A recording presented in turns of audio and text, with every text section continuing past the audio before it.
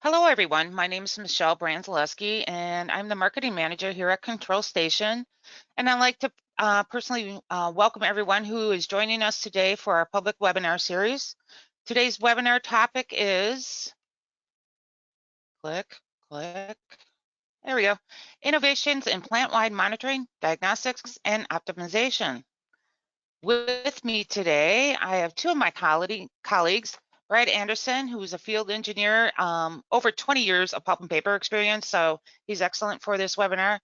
And also we have our North America sales manager, Alessia Testani. So good morning to you both.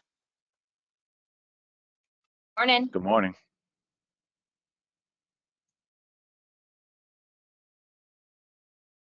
So I've got to cover a few housekeeping things kind of on what Control Station is.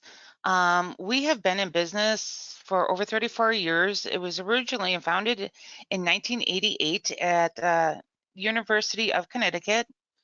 We have a global footprint. We're really proud of this. There's over 70 installations worldwide, and most of our customers, 50% of them, are Fortune 500 companies.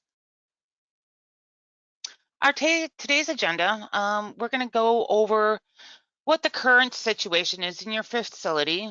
Then we're going to do some case studies on control loop performance monitoring. Then we're going to go over the case study issues, what it uncovered that you might find in your facility as well. Then we're going to do a summary and then questions and answers at the end. So on your toolbar, you will see a questions box. On the right-hand side, click Open Pane, and you can type in your questions and we'll address these at the end. But first, we're going to do something kind of fun and interactive. So get your mouses ready. And we're going to take a little poll. I'm going to launch this. You should see it on your screen in a minute. Can everyone see the poll? Yes. Okay. Does your company have a currently have a control loop performance monitoring system? Yes? No? You're not sure?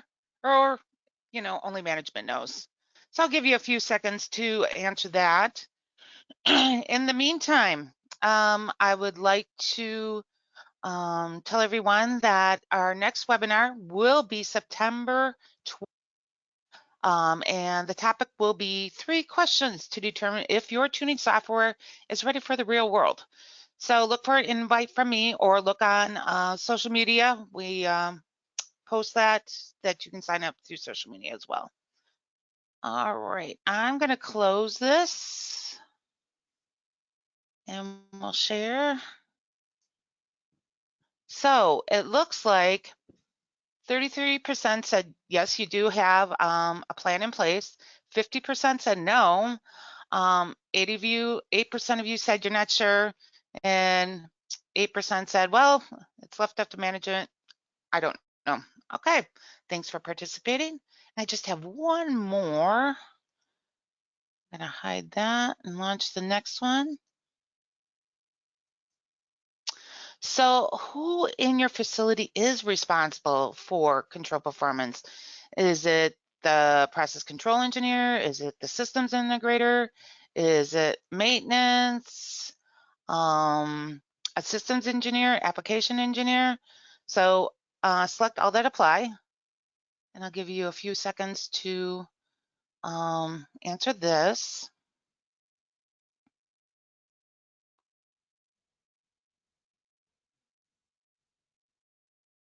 Also, too, we have some upcoming trainings on PID loop. Please visit our website and you can register for, there's either a 1-day class or a 4-day class that are half days. So it's very, very convenient. All right, I'm gonna close this and we can, oh, a few more people are still answering. Hang on, I'm gonna wait.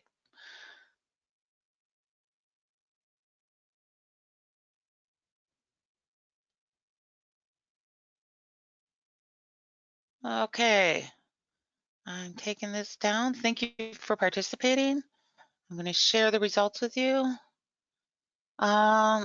Responsibility falls to with no surprise, the process control engineer, 20% systems integrator, 20% maintenance engineer, 10% systems engineer, and 20% the application engineer. So again, thank you all for participating in that little poll. It kind of gives our presenters an idea of the type of audience that we have. So with that, I would like to hand it off to my coworker, Alessia. Thank you. Thanks, Michelle. Okay, so here's the problem. The typical paper mill operates hundreds of PID control loops and maintains an even larger quantity of production assets. The typical plant historian on site is stockpiling data, but staff's biggest challenge is extracting information that's actionable and relevant to performance. That lack of knowledge is jeopardizing safety, perpetuating the instability of the process, and leading to an overall loss of productivity and resources. Next slide, thanks. This presentation is leveraging insights gained from a paper mill located in central Wisconsin. The mill is considered among the largest and most modern in North America. The primary objectives in this project were: 1, to identify opportunities to improve regulatory control performance, and 2, provide mill staff with confirmation of issues and the associated root causes. Next slide. Control Station performed a loop audit using their Plant ESP loop performance monitoring tool. The audit was performed remotely with data supplied by the mill. Less than 3 weeks of process data associated with 245 out of 635 PID control loops were supplied for analysis. Only PID loops considered high or medium priority were included in this audit. The PIDs were culled from a total of 7 different process units, including 2 paper machines, 3 stock preparation, and 1 boiler areas. It is important to note that the process data varied from loop to loop, and data was limited to a few pieces of information, i.e. tag name, set point, controller output, process variable, and timestamp.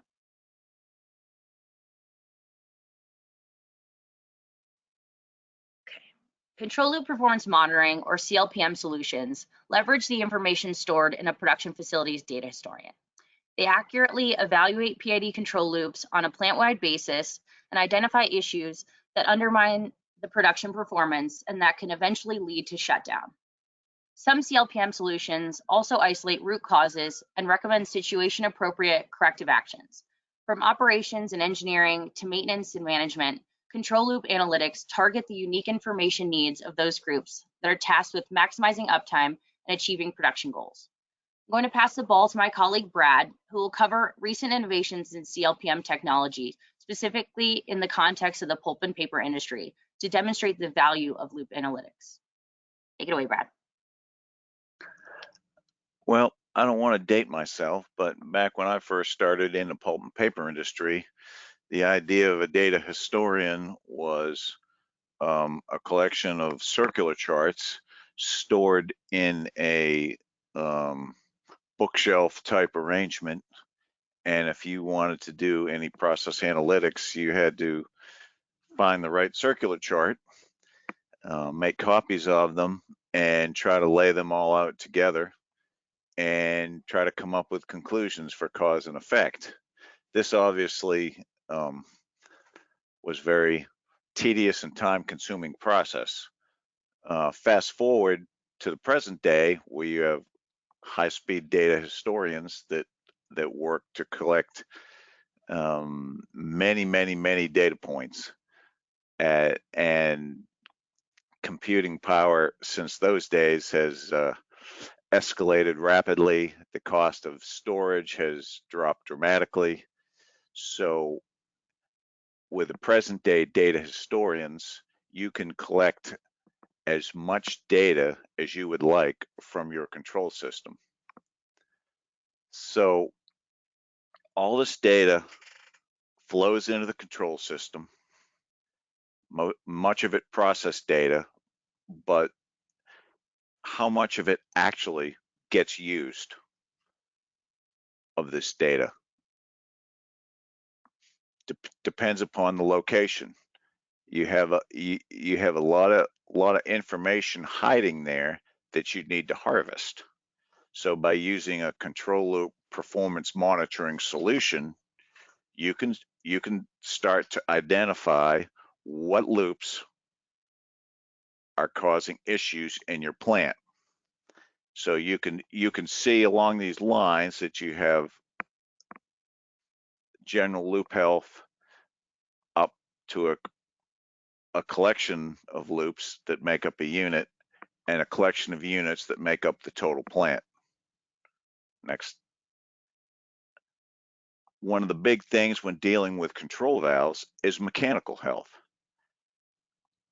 Being that control valves are largely mechanical, there's quite a few things that can go wrong with a control valve. And with the tight staffing levels in today's modern plant, you need assistance from a control loop performance monitoring solution to help sort through all this data and then prioritize the work of your workforce. Another thing that is quite interesting is to check on mode changes. Sometimes you might have a lot of mode changes by either certain operators or other times when the operations people working nights, weekends, they don't trust the control system to handle grade changes or rate changes. So you need to track these mode changes and get to the bottom of that. And then of course the any control system is subject to noise and oscillation. And the quicker you can pinpoint the source of that noise or the source of that oscillation, you can reap the benefits in not just that loop, but probably many other loops since the systems are so interrelated. Next slide. Controller tuning. Another item that comes up is controller tuning. Getting back to the mechanical aspect, control valves wear over time. Process changes over time. There needs to be a constant vigilance from your control loop performance monitoring solution to check on the controller tuning and see if the current tuning, as long as you can harvest the tuning parameters from your DCS into your control loop performance monitoring solution, to see if those controller tuning parameters are still valid. And hopefully, if your solution is advanced enough, it can tell you that, hey, you may need to change based on the history as things degrade over time. Next slide, please. Okay, so then we move into we just talked about the basics. Years ago, an old process control consultant we worked with at the time told us where I worked, and I'll always remember this: the best money spent in process control is spent in the basement, meaning that you need to take care of your transmitters and especially your control valves, your final control elements, because any kind of advanced control you might choose to use at your plant is only as good as the valves and transmitters that it's relying on for data. It's just like if you take the analogy of a house. If you don't have a good foundation for your house, the house probably going to fall down and be destroyed. So some of the advanced tools we can get into are correlation analysis. What does correlation analysis tell us? For systems, the correlation analysis tells us of a group of loops that you group together, which loops are leading with the disturbance and which loops are lagging. We'll get to that on a separate slide a little bit later. The next tool that a good CLPM solution has is power spectrum analysis.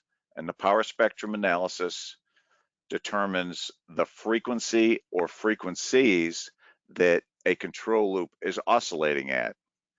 So then the hunt begins to try to find, in conjunction with the correlation analysis, which loop is causing these cycles. Next bullet, please. Also, process modeling analysis to try to determine if you have a proper model for your process. Next bullet, please. And then tuning analysis. After you take care of the transmitter and the valve and their health, the next place to turn to is the tuning. Like we spoke of before, things change over time.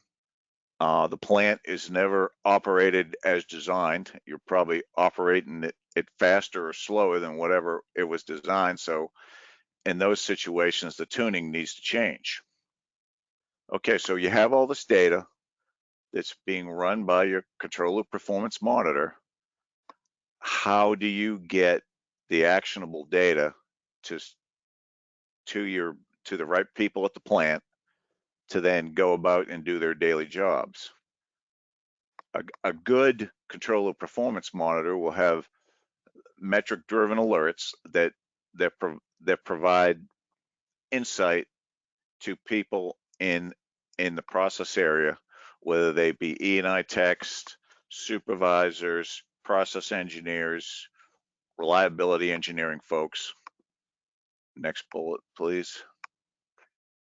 So these metrics are performance based on what's happened at your plant over the last 24 hours, week, month. Next bullet. Functional groups and shifts. You can segregate it into certain areas of the plant to see how those units are working.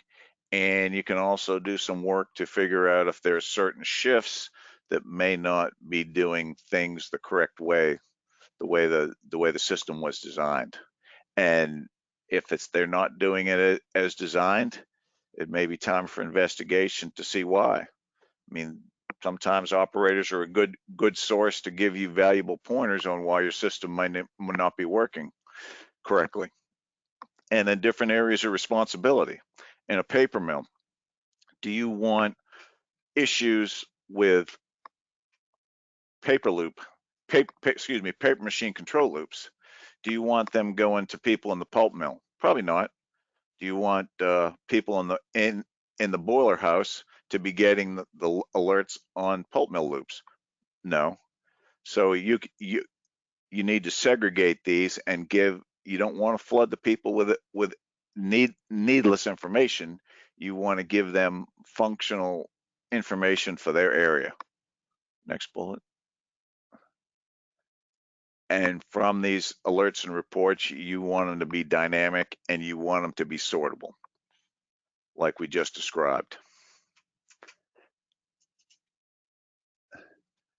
Okay, so we'll review a little bit. So the fundamental purpose of the CLPM is to transform these large amounts of data into actionable items that the paper mill personnel can use to do their jobs more efficiently. Gone are the days where you might have a staff of 10 in the process control area. So you need a good CLPM solution is one that's almost like another control engineer that's working 24 hours a day, 7 days a week, 365 days a year, keeping track of the fundamental action of all your control loops and alerting you to when things aren't going well. So some of the following categories you can segregate these issues into are mechanical issues, like we talked to with valves, We talked about tuning issues as things change over time and items where the rate is turned up over the design rate, or the rate is turned down under the design rate, or maybe other process conditions that that may be cropping up. There's advanced heuristics, and you can create step-by-step instructions on what to do to use these alerts for the people to do their jobs better. Okay, so then you have to ask yourself, well, I got this flood of information. I'm getting all these loops coming in showing issues. So you need a way to sort these alerts coming in, and you want the most important to your operation. Every operation's different. You need it to be sorted so that you can prioritize the work. So the next bullet. So it might be economic importance. Is economics driving the conditions at your production location? Some mills are right on the edge of break even. So the economic impact is certainly big for them. Next bullet. Degree of change. Okay, well, it's slowly changing over time. Do you want to alert on that, or do you want to alert on a sudden drastic change? That can be set up in the system. You go after the low-hanging fruit first. You get these, some of these items are very simple to fix, and you go after those issues first, and then you can clear them out of the alert list. Next. Okay. But then you also need to think about the solution and far as how you administer it. So like we talked before, you can segregate the reports that come out of a system or alerts so that the right person gets the right report or the right alert. But in this day and age, with the cybersecurity issues that we all face, there needs to be some thought to put into the security and the infrastructure that you're using. So you can set a good system up to use user-specific credentials, so that person gets access to the data they need and nothing else. You can have it local, you can have the access in plant, or you can have it remote, so that if something comes somebody away from the plant location, they can also check, or it could be a corporate office checking on multiple plants. So that's where the remote access would come in. Ease of administration. You don't want to become bogged down trying to administer a CLPM system. As we saw in the poll we had earlier, that I believe it was 30% of the people that are responsible for these systems are process control engineers. They don't want to be bogged down administering the system. They want to be out fixing plant problems, whether it's control tuning, coordinating work on control valves. So you want it to be easy to administer, and you want it to be adjustable and scalable. Sometimes things happen in the plant. You need to make the proper changes, change limits, change importance.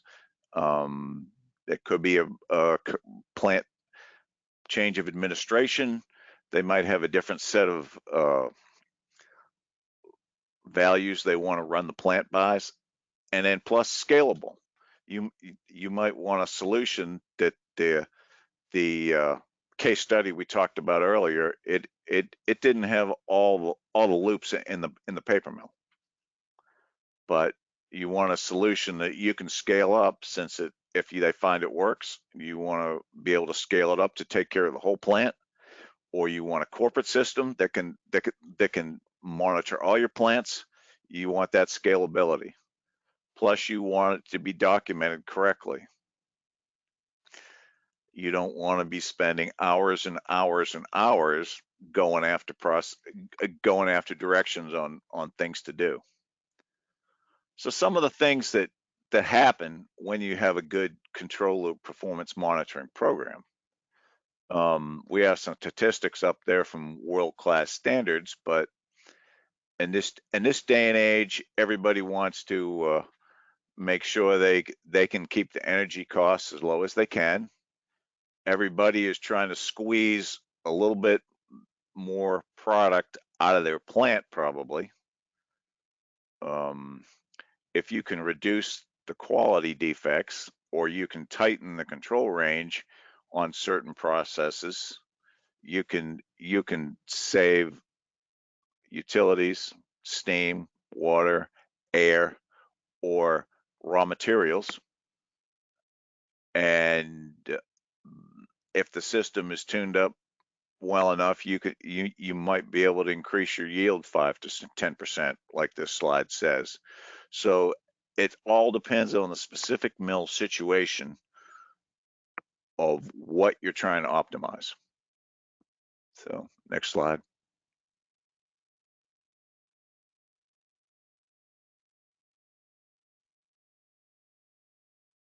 All right, so the findings. So when we talk about audits, there's always the findings. Okay, what did we find? So as you can see, stiction, everybody probably knows what stiction is, but stiction happens when the control system tells the control valve to move, and by excess mechanical forces, tight packing, or other reasons that it could be a sliding stem or a rotary control valve is bound up, that control action never actually happens in the field. And then you keep bumping up. You can hit the next bullet. As you can see from the area, you can see the bottom, the yellow graph, that is the control output. And when you get into the stiction issue, you tell the valve to move, doesn't move. You tell it to move again, it doesn't move. You tell it to move again, and if maybe on the third or fourth command, it finally breaks free. And once it breaks free, it probably overshoots where you want it to be. And then you can see the results on the top part, on the darker gray up there. You can see that it causes an oscillation in your process variable. And depending upon the process, that oscillation is bad. In some process, it's much more detrimental to the intermediate product you're making or the final product. So stiction is bad, but it's the first thing that you try to fight with any control valve. Okay, next. Oscillation. Why do the loops oscillate? Well, part of the reason is what we just talked about before, is in the previous slide, was stiction. When you're fighting a stiction problem, you're probably going to make your process variable oscillate, and then that in turn will probably make other loops in the same system, or maybe even somewhere else in the mill, oscillate as well. If you're trying to control a steam header pressure, or if you're trying to control a water header pressure or air header pressure, if your control valve has stiction, that will send these ripples, these oscillations, all the way through the plant and have unintended consequences all over your mill. So next slide. So how do we figure out what these oscillations are? We talked about it earlier. We use the power spectrum. The power spectrum evaluates the control signal, or the process variable in this case, to find out what the dominant frequency is. And you can see from this graph, this is from our plant ESP product. You can see in that we have a dominant frequency in this with this collection of control loops at 21 minutes. So, okay, when you can see that heavy shading there that Michelle's running the cursor over, that's the dominant frequency. Okay, so you have a dominant frequency, but you have all these loops. Okay, how do you sort this out? What you use to sort this out is, next slide,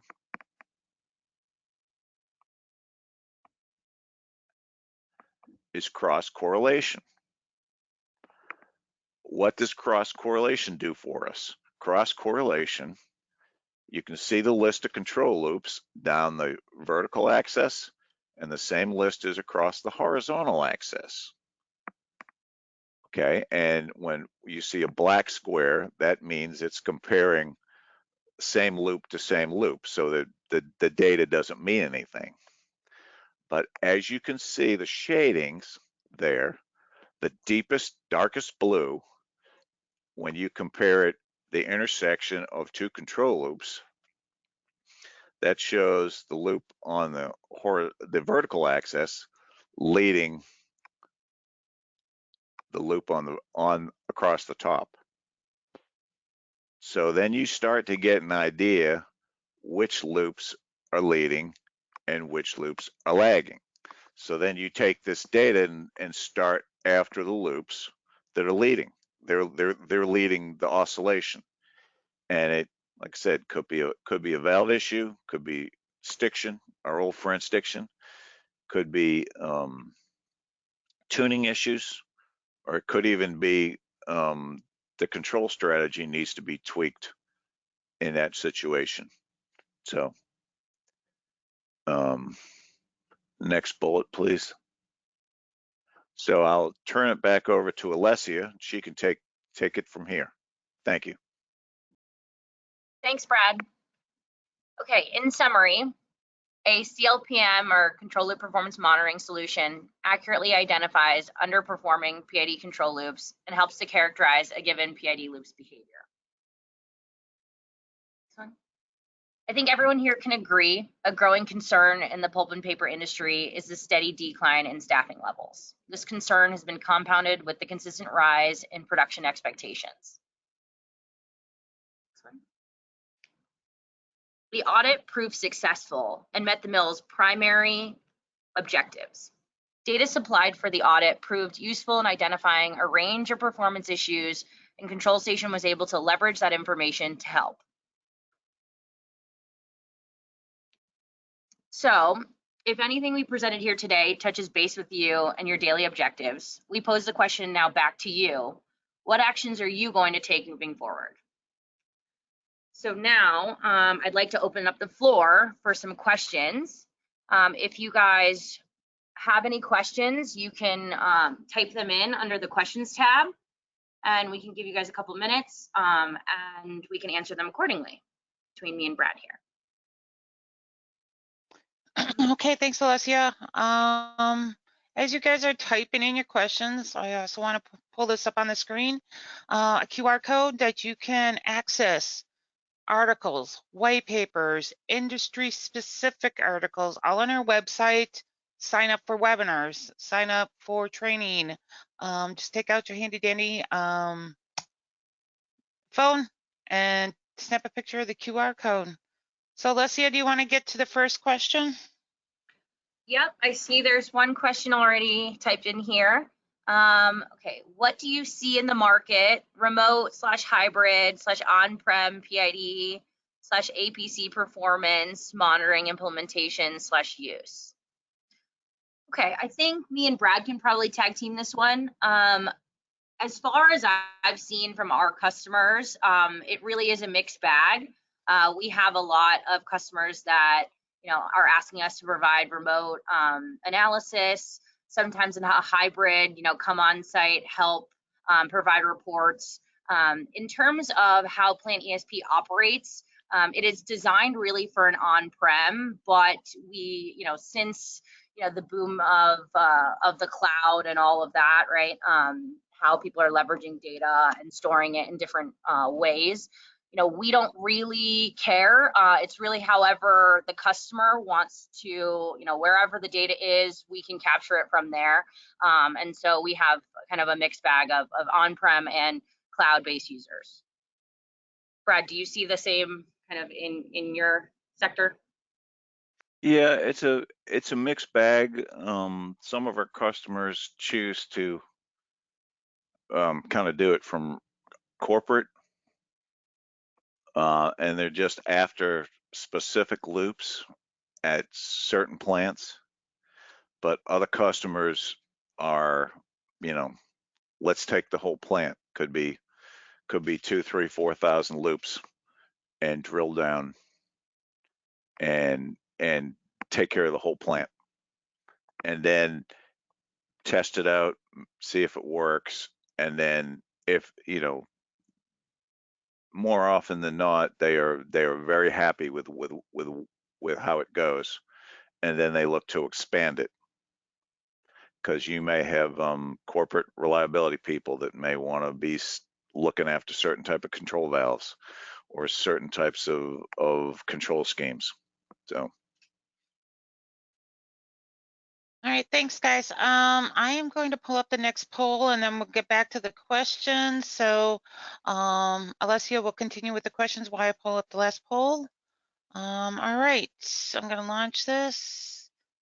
Please have someone from Control Station give me more information about world-class software, which we've been talking about, PID tuning training, a turnkey optimization solutions, what was the basis of this webinar, and alarm monitoring analysis. So I'll leave this up. Alessia, if you want to go back to the questions, that would be great.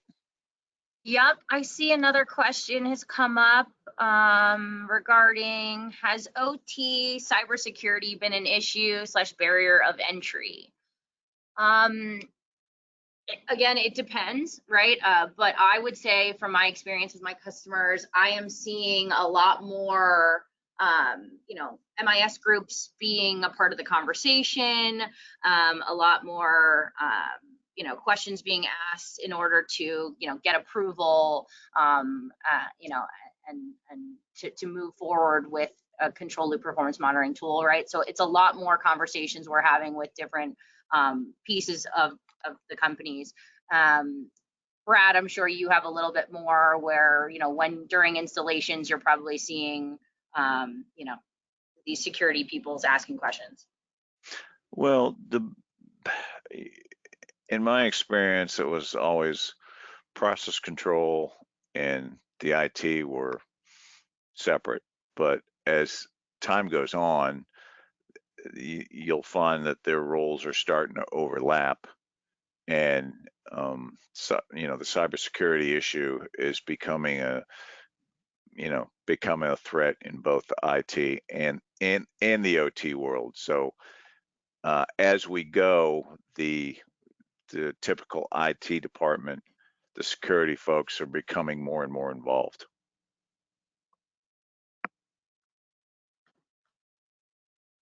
Okay. Another question here. Are uptime and IAE the top KPI / measures of performance?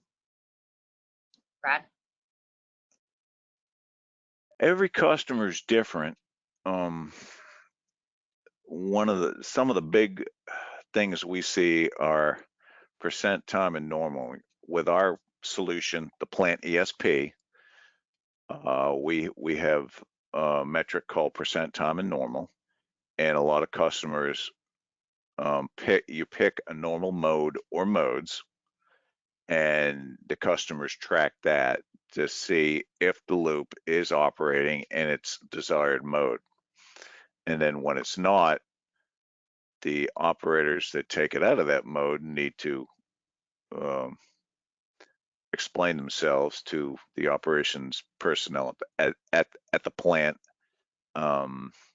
We don't what I see more with the customers that I work with It's not IAE as much as average absolute error, which is the difference between process variable and set point.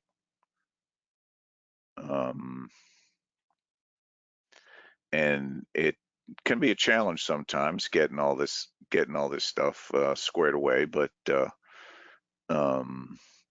you know, we track the normal mode and we have it on a metric tile on the display, and it's in italics and bold, so that anybody who comes to look at that knows what the normal mode is.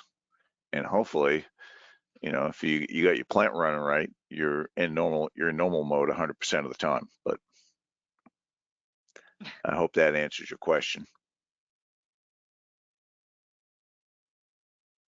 Okay, yes, it does. Thanks, Brad and Alessia. Are there any more questions that you would like Alessia and Brad to address? Okay. So we are a little early today, but that's fine. If you have any further questions, you can always send me an email. Everyone has my email address from the invite. But on the screen, you will find our process control specialist. There's Alessia's information if you'd like to contact her. She's in North America. Brian Coughlin is also in North America. And in Europe, Middle East, and North Africa, we have Damien and Kathy Sweet. So with that, I'd like to thank you all for the privilege of your time today. Again, September 22nd is the next webinar. Brad, Alessia, thank you so much for all the valuable information that you provided today and your experiences. Thank you both. Thanks everyone for attending.